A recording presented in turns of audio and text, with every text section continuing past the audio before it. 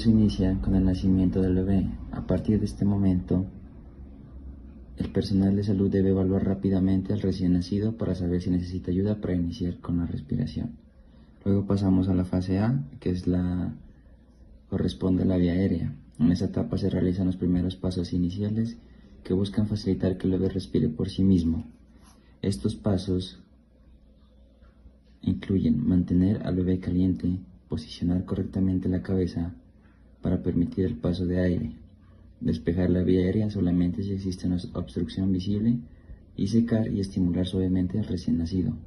Es importante recordar que no se debe aspirar de forma rutinaria, ya que puede causar complicaciones y retrasar la ventilación.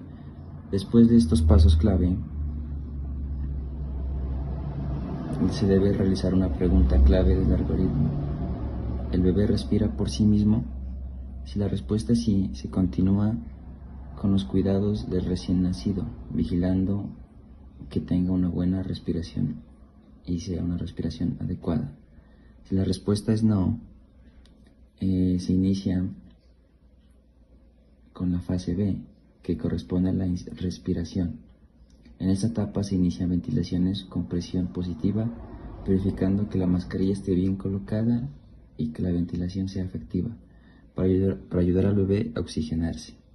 Sin embargo, si la frecuencia cardíaca es menor a 100 latidos por minuto, se pasa a la fase C, que corresponde a circulación.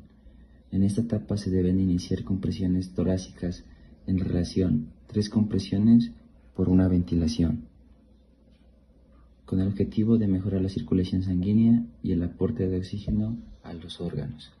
Finalmente, si el recién nacido no mejora, se debe considerar como la administración de líquidos intravenosos, medicamentos como la adrenalina y continuar con ventilación y compresiones según una evaluación clínica. El proceso inicia con el nacimiento del bebé. A partir de este momento, el personal de salud debe evaluar rápidamente al recién nacido para saber si necesita ayuda para iniciar con la respiración. Luego pasamos a la fase A, que corresponde a la vía aérea. En esa etapa se realizan los primeros pasos iniciales que buscan facilitar que el bebé respire por sí mismo. Estos pasos incluyen mantener al bebé caliente, posicionar correctamente la cabeza para permitir el paso de aire, despejar la vía aérea solamente si existe una obstrucción visible y secar y estimular suavemente al recién nacido. Es importante recordar que no se debe aspirar de forma rutinaria, ya que puede causar complicaciones y retrasar la ventilación. Después de estos pasos clave, se debe realizar una pregunta clave del algoritmo. ¿El bebé respira por sí mismo? Si la respuesta es sí, se continúa con los cuidados del recién nacido, vigilando que tenga una buena respiración y sea una respiración adecuada. Si la respuesta es no, se inicia con la fase B, que corresponde a la respiración. En esta etapa se inician ventilaciones con presión positiva, verificando que la mascarilla esté bien colocada y que la ventilación sea efectiva, para ayudar al bebé a oxigenarse. Sin embargo, si la frecuencia cardíaca es menor a 100 latidos por minuto, se pasa a la fase C, que corresponde a circulación. En esta etapa se deben iniciar compresiones torácicas en relación 3 compresiones por una ventilación, con el objetivo de mejorar la circulación sanguínea y el aporte de oxígeno a los órganos. Finalmente, si el recién nacido no mejora, se debe considerar como la administración de líquidos intravenosos, medicamentos como la adrenalina y continuar con ventilación y compresiones según una evaluación clínica. Ahora bien, hablaremos sobre la reanimación neonatal. Lo que sigue es la ventilación. Se dice que cuando el recién nacido presenta una apnea, un jadeo o la frecuencia cardíaca es menor a 100 latidos por minuto, esas señales representan una alerta inmediata y son una alerta en la sala de partos. Si la respuesta es sí, como el caso de nuestro flujograma, la acción es inmediata y debemos iniciar una ventilación con presión positiva, una BPP, dentro del primer minuto de vida, ayudando al bebé a respirar con una máscara. Las guías son muy importantes hablando sobre el minuto de oro, que corresponde a los 60 segundos después del nacimiento. Ahora bien, las guías también nos hablan sobre unos parámetros muy claros. Se dice que en recién nacidos a términos o igual a 35 semanas de gestación deben iniciar con un aire ambiente del 21%, como lo muestra aquí. Cuando el recién nacido es de 32 a 34 semanas, se dice que es de 21% al 30% de oxígeno.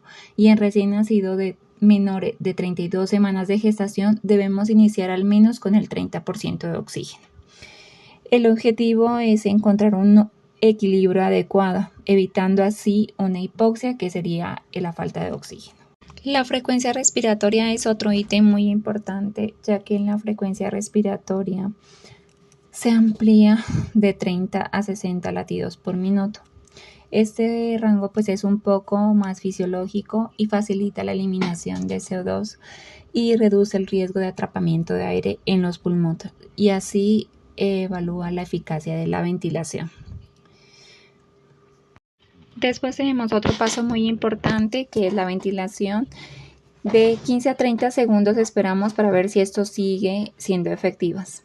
Si las señales son muy claves, si aumenta la frecuencia cardíaca y hay un buen movimiento del tórax, si estas señales aparecen significativamente, la ventilación estaría funcionando adecuadamente. Pero de lo contrario, si no funciona, no se logra, inmediatamente iniciamos los pasos correctivos, la MR-SOPA. Estas siglas son muy importantes, así como lo muestran en nuestra imagen. M, que se ajustaría a la mascarilla. R, la reposición de la cabeza. S, de succión si hay obstrucción, o abrir la boca. La P, que aumenta la presión, y A es una alternativa del tubo endotraqueal o máscara laringea. Sin embargo, estas nuevas guías inician un cambio muy importante. MR-SOPA ya no es necesario seguir un orden consecutivo. Esta herramienta hoy en día se utiliza de acuerdo a la intervención según se observe la necesidad del recién nacido.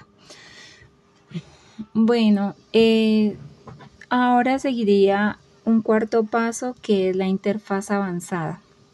Si vamos a hablar de la interfaz avanzada, en el 2025 se dice de 34 semanas, se considera como una intervención inicial al mismo nivel que la mascarilla inicial. La evidencia muestra que la máscara laringea puede ser más fácil de colocar, especialmente para profesionales que no realizan una intubación. Componente C, circulación.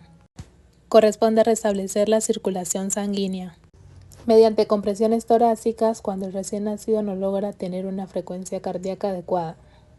Estas compresiones torácicas se inician cuando el recién nacido tiene una frecuencia cardíaca menor a 60 latidos por minuto. Si el bebé tiene una frecuencia cardíaca mayor o igual a 60 latidos por minuto, se debe continuar con la ventilación y monitorizar. Si la frecuencia cardíaca es menor a 60 latidos por minuto, después de al menos 30 segundos de ventilación efectiva y el recién nacido siga manejando una frecuencia cardíaca menor a 60 latidos por minuto, se deben iniciar las compresiones torácicas. Para esta se utilizará la técnica de 2 pulgares rodeando el tórax a una ubicación del tercio inferior del esternón con una profundidad de 1/3 del diámetro del tórax. Las compresiones deben estar coordinadas con la ventilación. Por cada 3 compresiones se debe dar una ventilación, sumando así 90 compresiones y 30 ventilaciones por minuto. Se debe aumentar la concentración del oxígeno al 100%. Durante la reanimación se debe evaluar la frecuencia cardíaca. Si el recién nacido tiene una frecuencia cardíaca mayor o igual a 60 latidos por minuto, se debe suspender compresiones y continuar con la ventilación. En el caso que su frecuencia cardíaca sea menor a 60 latidos por minuto, se debe continuar con presiones y considerar medicamentos, que en este caso sería continuar con el componente D. Bueno, este flujograma es la D de medicamentos, que trata sobre el uso de medicamentos en reanimación neonatal, específicamente cuando la frecuencia cardíaca del recién nacido está muy baja. Se inicia cuando la frecuencia cardíaca es menor de 60 latidos por minuto después de 60 segundos de reanimación cardiopulmonar bien hecha con ventilación efectiva. En este punto se decide usar medicamentos y líquidos, pero antes se necesita usar un acceso para administrarlos. Tenemos que tener un acceso vascular, que se busca una vía para administrar los medicamentos. La principal opción es el catéter venoso umbilical. También se puede usar una vía periférica y si no se logra, pues el acceso intraóseo, que es una alternativa rápida y válida. El medicamento principal es la epinefrina, que es la adrenalina, que es una dosis de 0.02 miligramos sobre kilogramos, equivalente a 0.2 miligramos sobre kilogramos en concentración 1 a 10.000. Se puede administrar por vía intravenosa o vía intraósea. Si no hay acceso vascular, se puede dar por vía endotraqueal en dosis de 0.05 a 0.1 miligramos sobre kilogramos, mientras se consigue el acceso, con una frecuencia que se repite de 3 a 5 minutos si la frecuencia cardíaca sigue menor de 60. También tenemos que tener expansores de volumen que se usan si hay sospecha de shock y también de hipovolemia, y se administra solución salina normal al 0,9% con una dosis de 10 miligramos sobre kilogramos.